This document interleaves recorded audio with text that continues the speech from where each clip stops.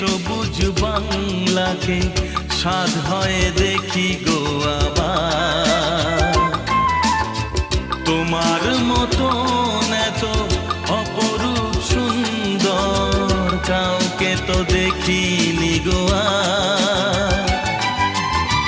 কত যে সাগর নদী পেরিয়ে এলাম আমি, কত পথ হলাম যে পার।